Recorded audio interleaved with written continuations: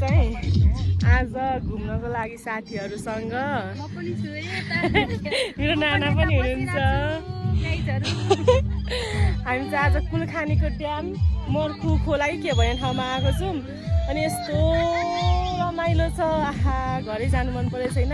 अनि फ्यामिलीलाई चाहिँ धेरै सम्झिराखेको छु, मेरो बहिनी सबैजनालाई अनि आन्टीलाई पनि अनि तपाईँलाई पनि कति रमाइलो छ, मेरो छोरीलाई पनि। अनि हामी दिदी बहिनी छौँ, मिस यु। एक दिन सबैजना आउने हामी। रमाइलो छ, यस्तो छ। तिमीहरू भए कति फोटो खिच्नुहुन्थ्यो, कति भिडियो बनाउनुहुन्थ्यो है बहिनीहरू। Miss you.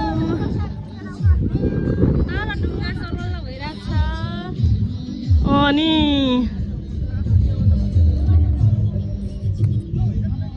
यस्तो छ ल, मिस यु, बाई बाई। हामी चाहिँ अहिले चितलाङको यो के अरे नास्पति घारीमा आएको छौँ। ए हाम्रो साथीहरू यता हुनुहुन्छ अनि यता पनि हुनुहुन्छ। चितलाङ कस्तो चाहिँ होला भनेको त नास्पति घारी र के भन्नु सब्जी खेतीहरू मात्र रहेछ यता त। ल हेलो एभ्रिवान, आज चाहिँ हामीहरू चितलाङको सातधारा भन्ने ठाउँमा आएको छौँ। चितलाङको सातधारा चाहिँ यस्तो जङ्गलै जङ्गल भएको रहेछ।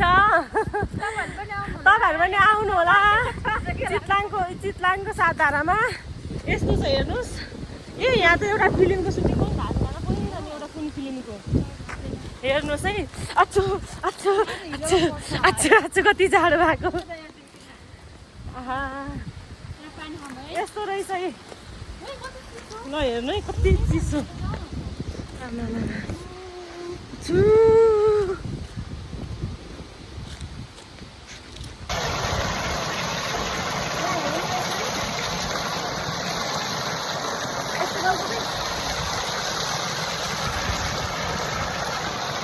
हेर्नु हामी चाहिँ भेडा फर्ममा आइपुगेछौँ। यहाँनिर कति फिल्मको सुटिङहरू हुन्छ कति, अनि यतातिर पनि सुटिङहरू हुँदैछ खै कुन गीतको। ए यस्तो छ भेडा फार्म के भन्छ त यहाँ, ए भेडा गोठ हो। ऊ तल भेडाहरू पनि रहेछ। आमा कति धेरै भेडाहरू है।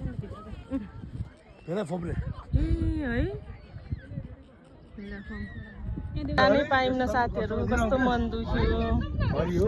त्यहाँ त कति धेरै फिल्मको सुटिङहरू हुन्छ त्यसमा जानै पाएन, खै थाहा छैन किन।